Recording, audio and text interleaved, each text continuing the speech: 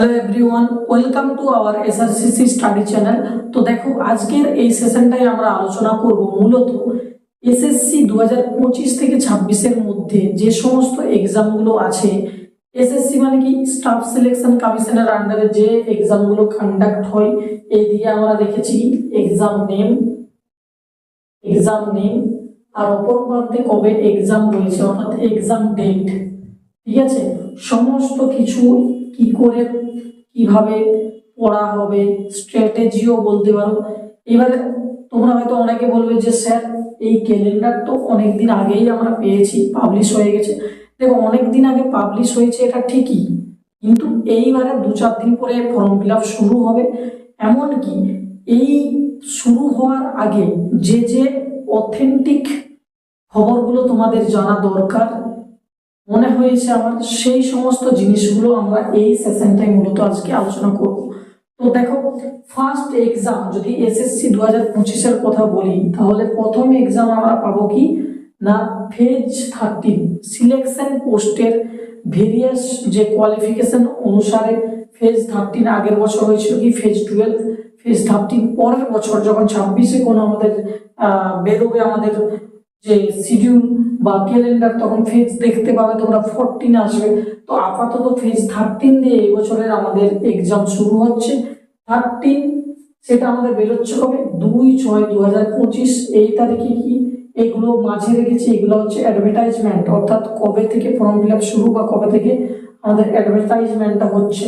Next exam হবে দেখো 14 জুলাই থেকে 4 আগস্ট, অর্থাৎ এরা কি তারিখও দিয়ে দিয়েছে, এতদিন থেকে আমরা এতদিন এক্সামটা কন্টিনিউ করব।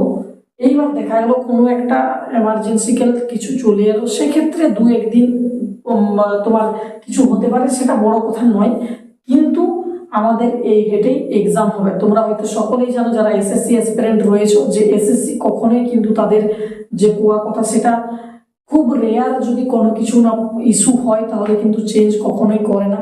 ঠিক আছে, নেক্সট আমাদের এক্সাম রয়েছে সিজিএল 9/6/2025 তারিখ থেকে ফর্ম ফিল আপ শুরু। এক্সাম হবে 13 আগস্ট থেকে 13 আগস্ট থেকে 30 আগস্ট পর্যন্ত। সিএইচএসএল রয়েছে তারপর 23/6/2025 থেকে 28 সেপ্টেম্বর থেকে 18 সেপ্টেম্বরে এক্সাম ডেট। এমটিএস মাধ্যমিক লেভেলে রয়েছে 26/6/2025 থেকে রয়েছে 20 সেপ্টেম্বর থেকে 24 অক্টোবর পর্যন্ত। সব থেকে বড় একটা লেন্দি প্রসেসে এক্সাম হতে চলেছে, অনেকটা টাইম ডিউরেশন রয়েছে।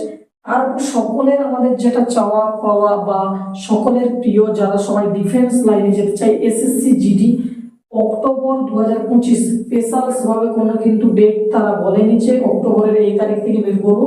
অক্টোবর মাসে কিন্তু ফর্ম বেরোচ্ছে।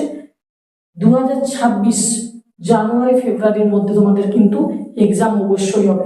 এবার ব্যাপারটা কি দেখো, তোমরা হয়তো এইখানে ভালোভাবে হয়তো যদি লক্ষ্য করে থাকো, একটা জিনিস দেখবে, ফেজ 6 মাসে ফর্ম ফিল আপ শুরু, সিজিএল 6 মাসে শুরু, সিএইচএসএল 6 মাসে শুরু, তোমার এমটিএস 6 মাসে শুরু। একমাত্র জিডিএ লাস্ট যেটা অক্টোবরে ফর্ম ফিল আপ শুরু। বাকি লাগাতার দেখো সেই 2-9-23-26 লাগাতার ফর্ম ফিল আপ শুরু। লাগাতার দেখো জুলাই, আগস্ট, সেপ্টেম্বর, তারপর এটা জিডিটা লাস্টে যদিও আছে, তাহলে সমস্ত এক্সাম লাগাতার, অর্থাৎ তোমরা একদম ফাঁকা সুযোগই পাবে না যে আমি প্রিপারেশনটা করি। তো এইখানে আমার একটাই তোমাদের প্রতি রিকোয়েস্ট বা মেসেজ আমার তরফ থেকে, এই ভিডিও করার একটাই উদ্দেশ্য।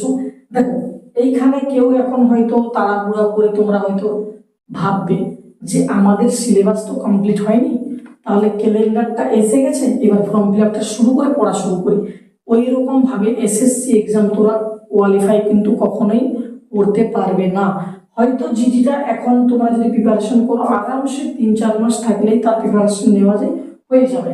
কিন্তু বাকি যে এক্সামগুলো আছে না, একটা অধ্যাবসা, একটা ধৈর্য, একটা পেশেন্স যাকে বলি, এখানে কিন্তু প্রচুর পরিমাণে দরকার, নইলে কিন্তু এখানে তোমরা টিকতেই পারবে না।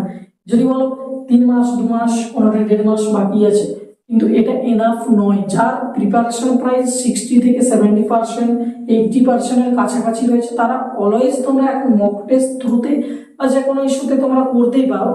কিন্তু যাদের প্রিপারেশন সবেমাত্র শুরু হয়েছে, তাদের প্রতি একটাই মেসেজ, একটাই রিকোয়েস্ট, তোমরা এই ক্যালেন্ডার দেখে কিন্তু তাড়াহুড়ো কখনোই করো না। তোমাদেরকে যেটা বলি, তোমরা ধীরে ধীরে দেখো, এসএসসির এক্সাম প্রতি বছর হয়। এইবার ব্যাপারটা কি, তোমরা প্রিপারেশন নাও ধীরে ধীরে, 5-6 মাস 1 বছর একটা টাইম পিরিয়ড বেঁধে নাও যে আমি সিলেবাস কমপ্লিট করবো, PYQ দেখবো, তারপরে আমি মক টেস্ট দেখবো। এই একটা ধারাবাহিকতা মেনটেন্স করতে হয় কনসিস্টেন্সি ভাবে, তবে গভর্নমেন্ট জব একটা ক্র্যাক করা যায়। এইবার হচ্ছে জিডিটার জন্য আমি বলবো তোমরা আরামসে প্রিপারেশন নিতে পারো, যারা জিডি ফেভারিট এক্সাম রয়েছে যাদের। এবার এগুলোর জন্য তোমরা কি করো, এখন থেকে প্রিপারেশন নয়, এখন থেকে প্রিপারেশন ধীরে ধীরে ধীরে ধীরে নাও। পরবর্তীতে তোমরা পরের বছরের জন্য কিন্তু একেবারে তৈরি হয়ে যেতে পারবে। তো এই ভিডিওতে বা এই সেশনে এই পর্যন্তই, দেখা হচ্ছে নেক্সট কোন একটা আলোচনায়।